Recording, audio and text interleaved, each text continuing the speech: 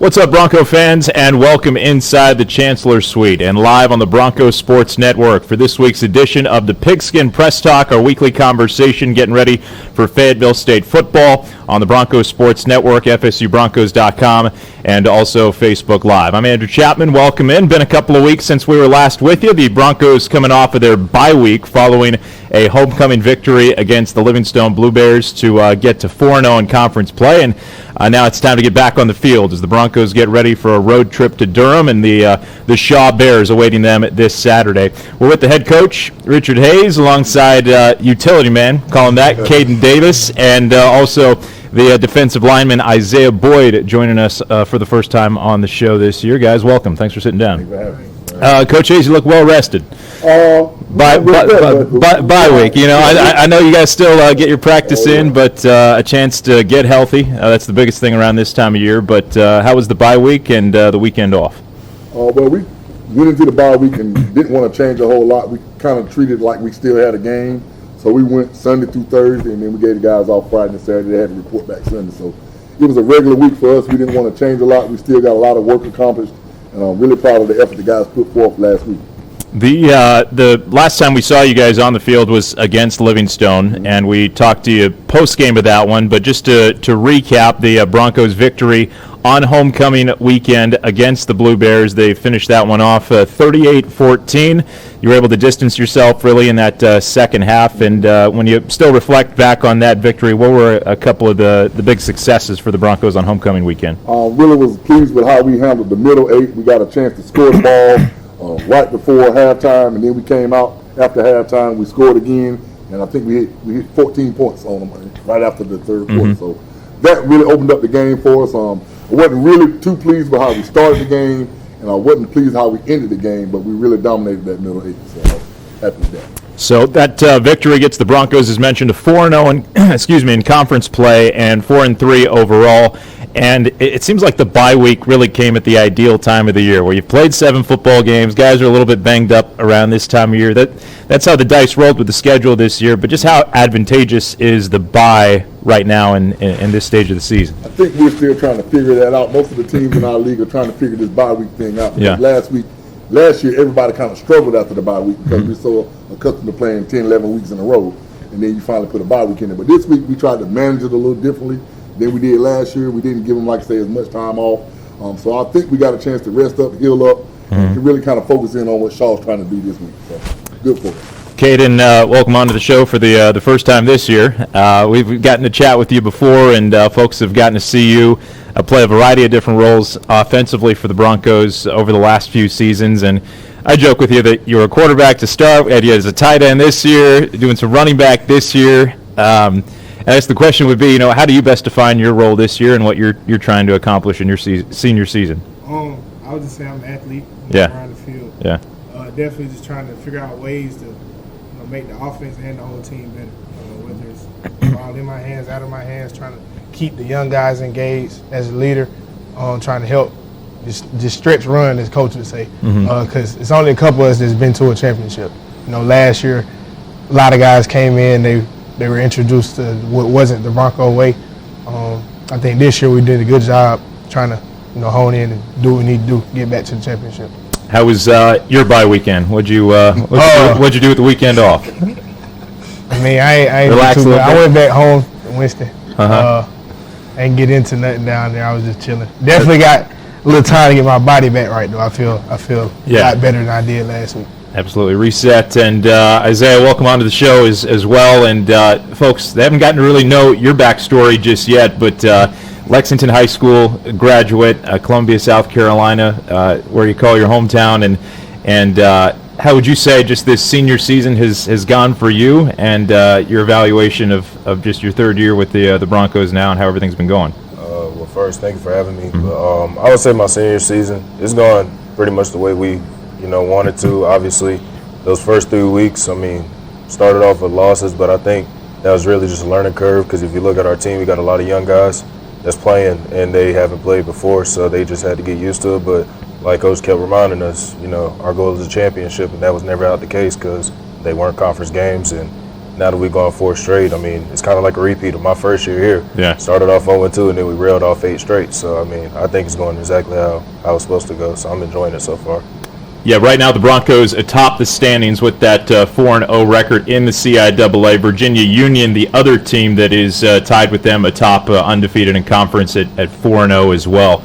When you think back to those first 3 games, you mentioned Isaiah, where do you think this defensive unit has just grown the most since those challenging non-conference games and where you're at now at this stage? I think just confidence. I think that's what we just lacked. I know, you know, when you think about Fayetteville State, you think of defense, you think of swagger, especially along the D-line, and I just think that we just didn't have a lot of swagger and confidence in those first 3 weeks. And if you've watched the past 4 games, you just see we're out there having fun, we're playing free, we're not worried about, you know, anything really. You know, I feel like when the team runs the ball on us, we had that mindset of we're going to stop it, and nobody can run on us when they pass, get to the quarterback and help the DBs out in the back half. So I just think that's just been the main thing, confidence with our young guys playing. You know, like I said, we got a lot of young guys playing. I just think as they've gotten more and more experience, they've gotten to understand of just, you know, it's okay to make a mistake, just next play mentality, and, you know, don't let them in the box.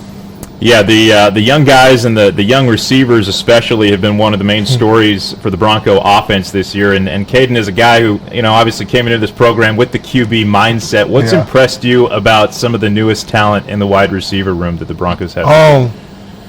I'm being completely honest, like, it didn't surprise us at all. Okay.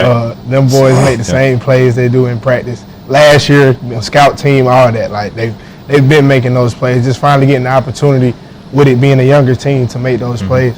We weren't really surprised. They're doing what we're supposed to do, for sure. Yeah, that's something you always hear about in like NFL training camps, right, Coach Hayes, where the rookie wide receiver comes in, and during preseason camps you start hearing about this guy who's really emerging before a game's actually played. Was that the feeling within the coaching staff when it came to some of your young offensive weapons, even going back to the preseason when you brought them on campus? Well, in the preseason we had a few old guys that were returning at that position. But, you know, in the old coach's verbiage, you know, sometimes those young guys gonna come and push me, and sometimes they're gonna pass me. So in our case, some of our young guys have surpassed some of our older guys, and that's just how it worked out. I mean, those guys are playing really well right now. They're confident, and it is what it is. So you just keep making plays, and you'll be on the field. I got to ask you about Khalil Ashley Diarra, too, because he's just been a consistent weapon for you guys at tight end over the last couple of years.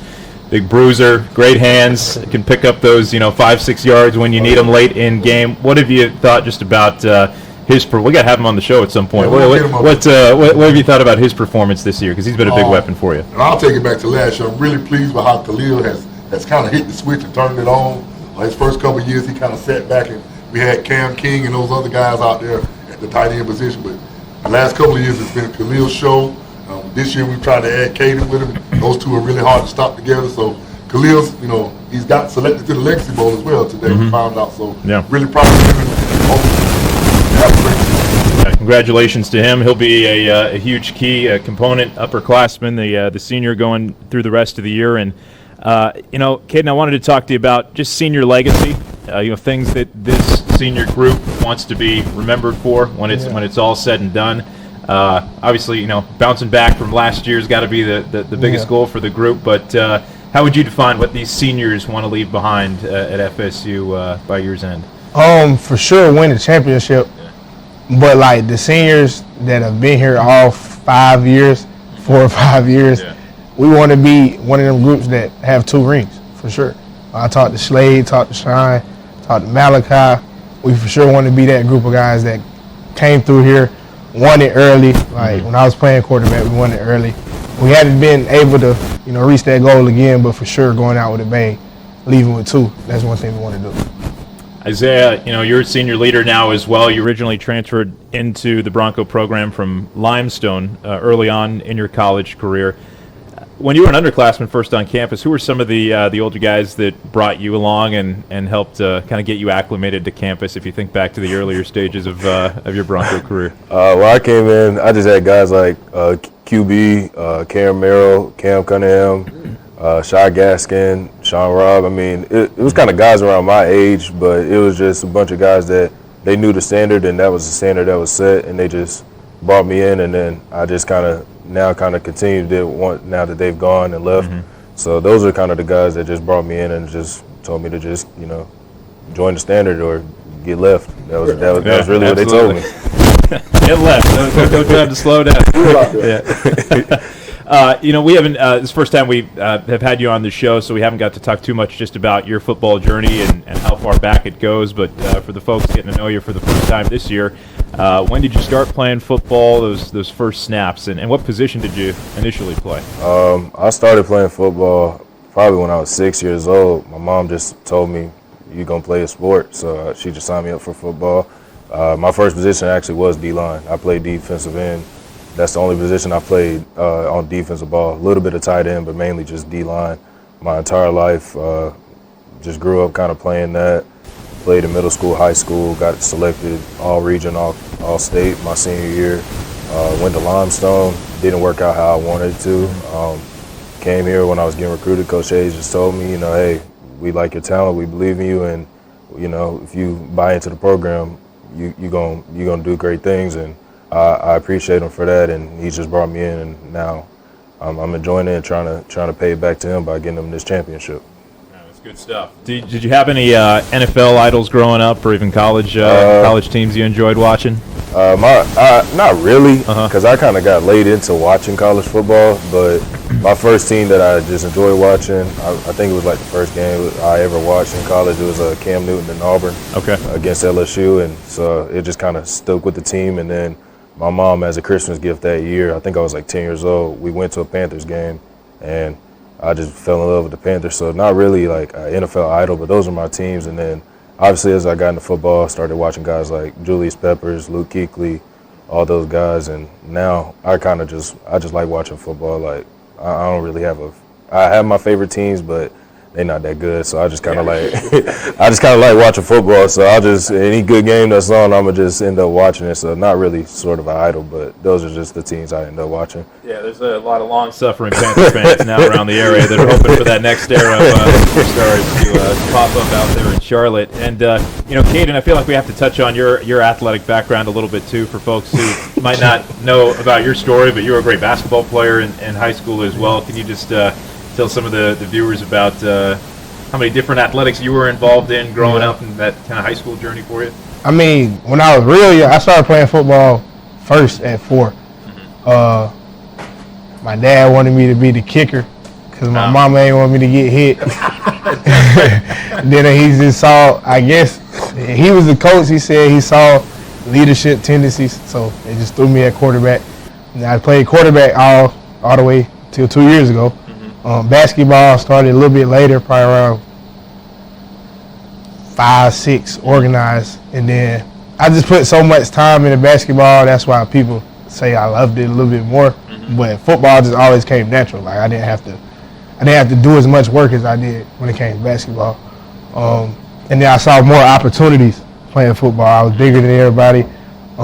People felt like my size and my speed, I can do whatever. And then of course, last year, Coach Hayes, my shoulder was messing up a little bit. He said, "We still need you out there, though." Yeah. They found I can catch the ball. Quarterbacks got the best hands anyway. That's why I started moving around, and then now we're here where we are now.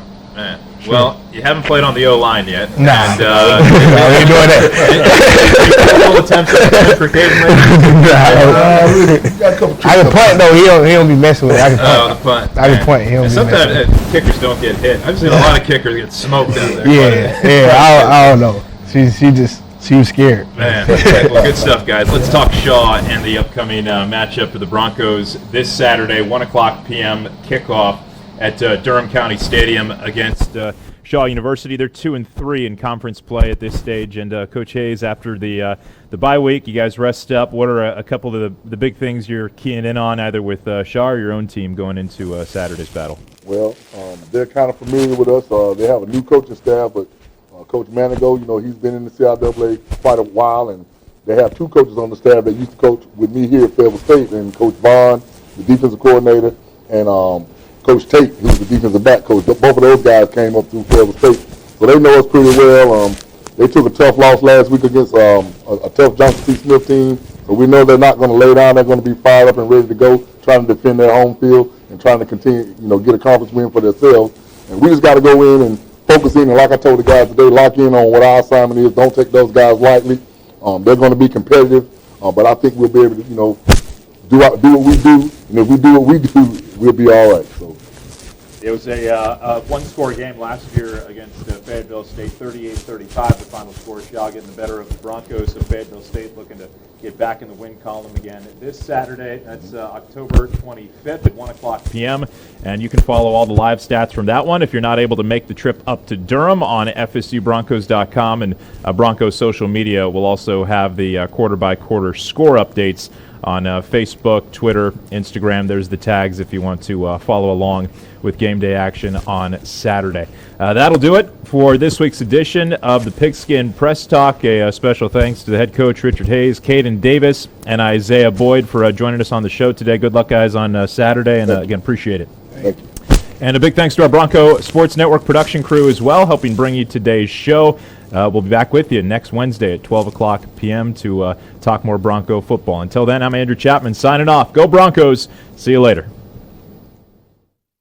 As an original HBCU, Fayetteville State University has a proud legacy of empowering generations of students to achieve personal and professional success. FSU offers flexible learning options for undergrads, adults, transfer, and military students. Tuition is affordable with rates of $500 per semester for in-state students and free for military and their family members. Your future is brighter as a Bronco. Start or complete your education at FSU.